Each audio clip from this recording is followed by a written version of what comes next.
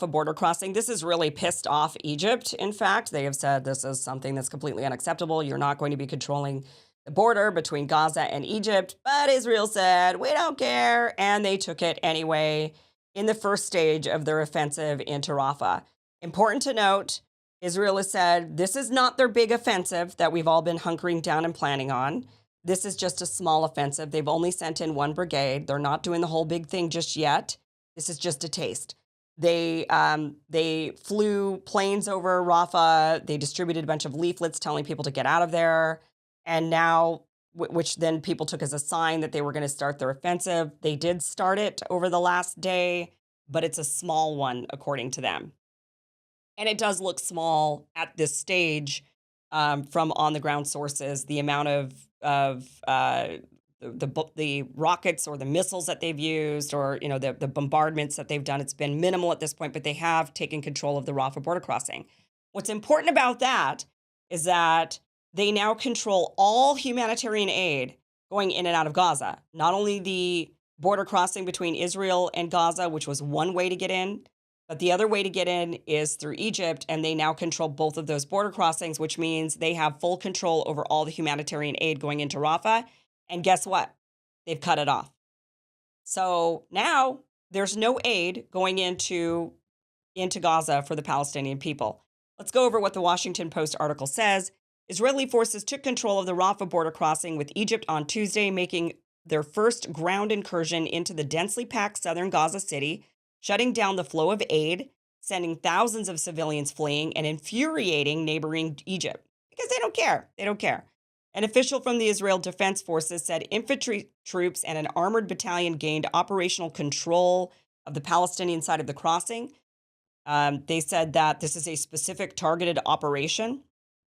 Sure, it's specific and targeted if you're looking to cut off all the humanitarian aid going into Gaza and you want to starve the people to death. You want to put pressure on the world to take these people who are poor and starving because you're the ones starving them. The operation imperiled already fragile Israeli relations with Egypt, which has repeatedly warned Israel that military action on the border could violate a 4-decade-old peace treaty between the two countries. But what's Egypt going to do about it? See, that's the thing. That's the question. And Israel knows the answer is nothing. Quote, Egypt vehemently denounces the Israeli military operation in Palestinian Rafah, which has resulted in Israel controlling the Palestinian side of the border, the Egyptian Foreign Ministry said in a statement.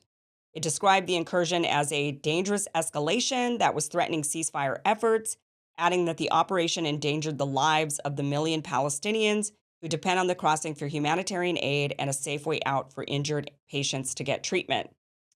A photo circulated online and geolocated by the Washington Post showed 2 Israeli flags raised on the Palestinian side of the crossing point. Another video showed an armored vehicle ramming into a Gaza sign flanked by 2 Palestinian flags by the arrivals hall. Let me just show you that, actually. Here's the flag being raised. So you can see these guys. Let me just... Here they are. They're raising the Israeli flag. You could kind of see that there. There it is. It's kind of waving a little bit, but you've got 2 Israeli flags on the Gaza side inside of Rafah. So they're taking the land. These soldiers know exactly what they're doing. They know what the job actually is. There's a lot of lip service to the media, but these guys know what really they're supposed to be doing, taking the land, and that's what they're doing. Here's the video of the tank running over the Gaza sign. Watch this. Oh,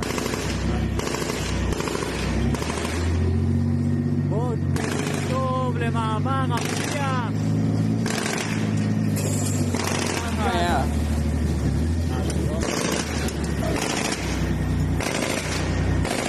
And shooting at what? We don't know what they're shooting at, but there they were, just running over the I Love Gaza sign, indiscriminately just shooting bullets at nothing because it makes them look cool.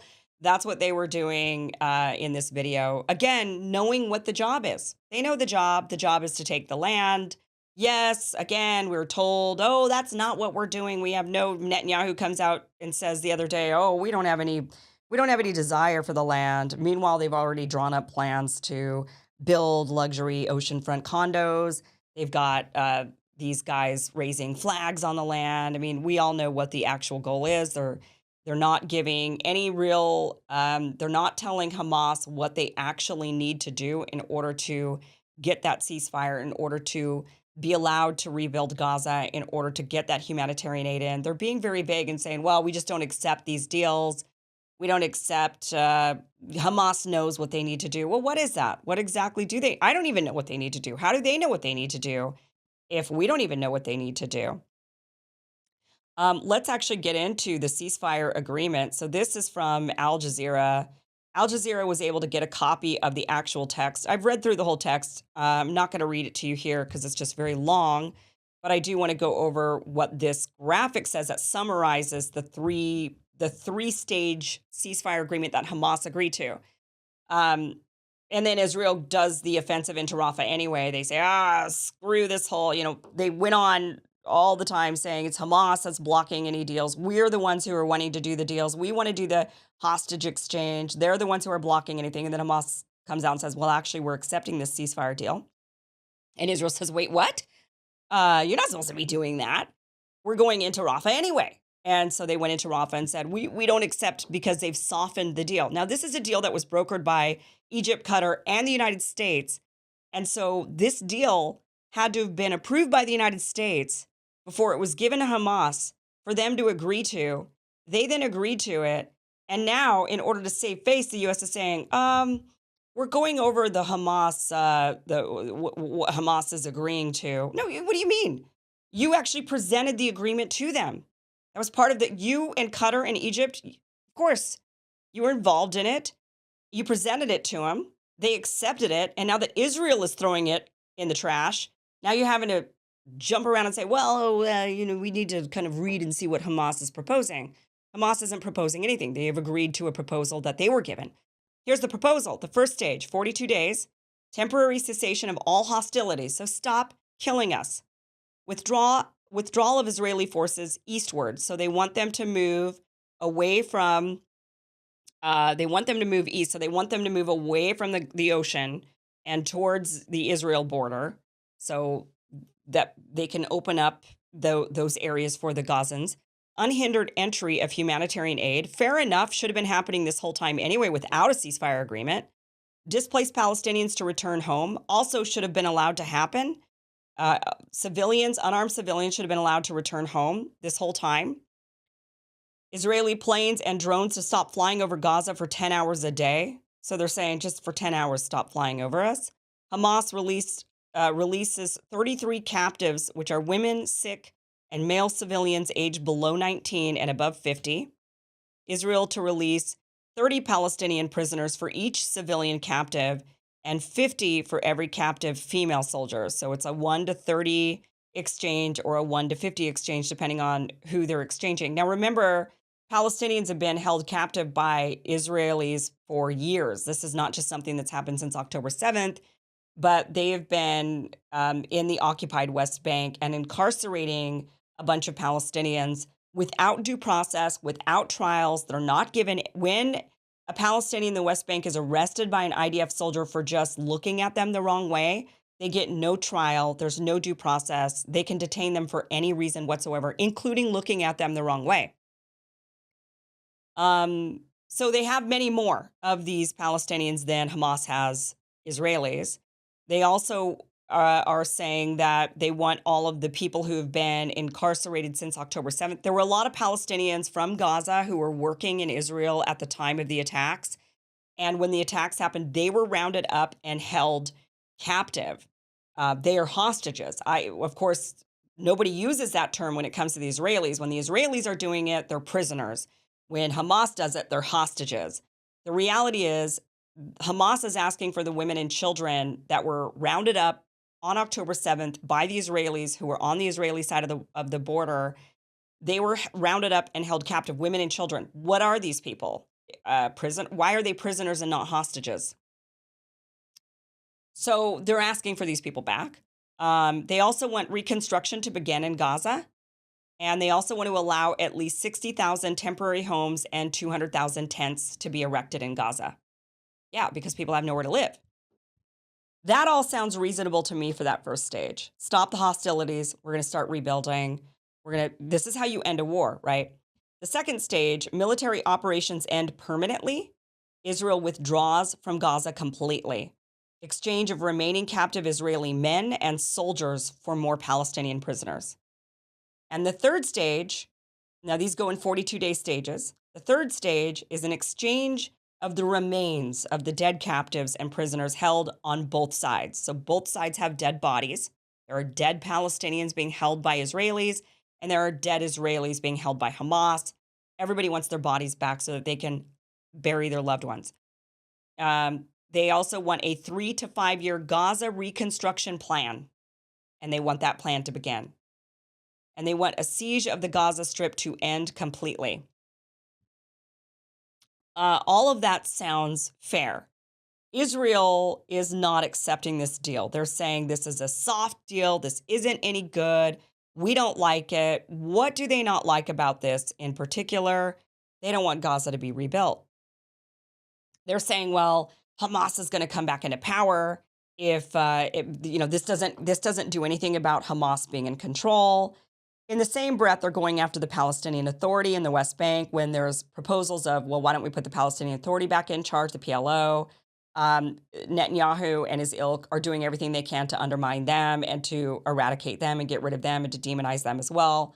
Ultimately, they don't like any solution other than their final solution, which is get rid of all the Palestinian people, except for just a handful of them.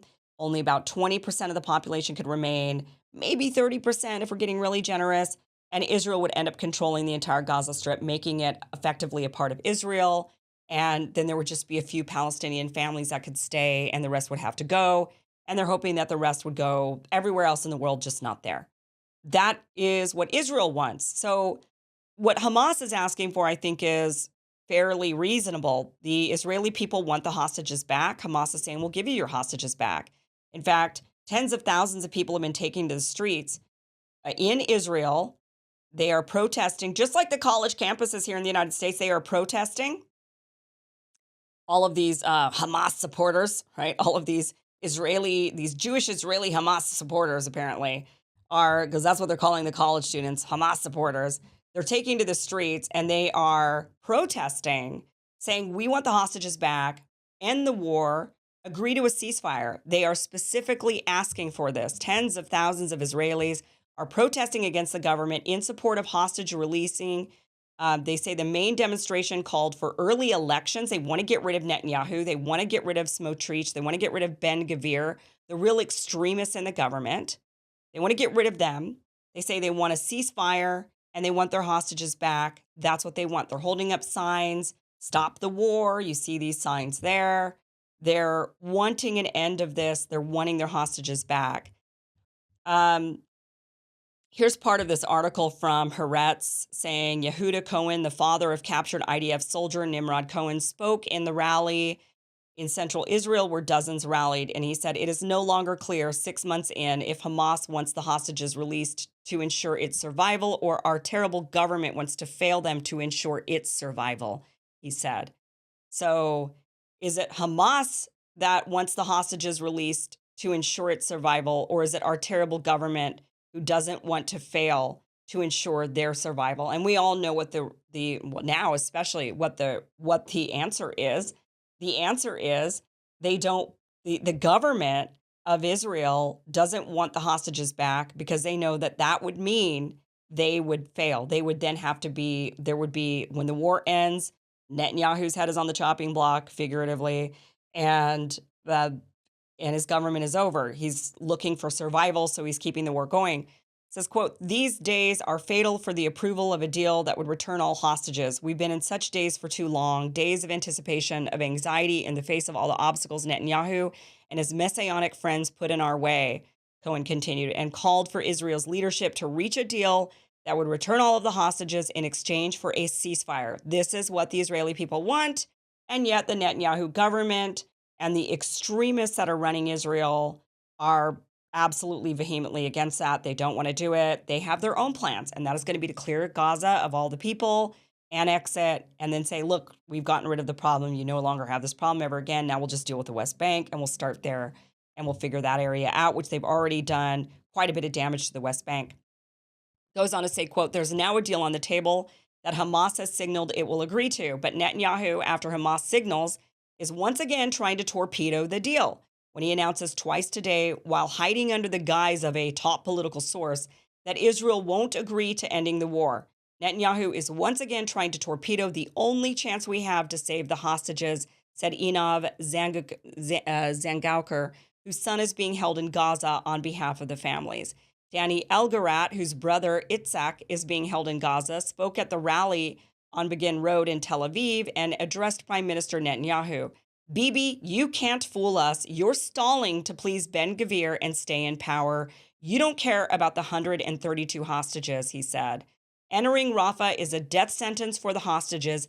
You can't stay the prime minister with the blood of 132 hostages on your hands. They go on to say, we can't listen to this government anymore. These extreme and cruel people who twist the knife in our hearts again and again. We can't take their evil, their indifference, numbness, and disrespect for human lives anymore. They said this is the cousin of one who was killed on October 7th. So, again, the Israeli people are absolutely fed up with the Netanyahu government. They want a ceasefire, but Netanyahu doesn't want to do it because he wants to save his skin. That's what he would rather do. The one thing that is a bit disheartening about the comments from the Israelis, if you notice from this piece in Haaretz, is that they don't mention the Palestinian civilians who are being harmed. They're just talking about the hostages. Of course, they care about their hostages quite a bit. I care about both. I think that the hostages need to be released, of course, but there's also civilian Palestinians who are being massacred as well. All human life is valuable. I don't care if you're Arab. I don't care if you're Jew. It's all the same to me.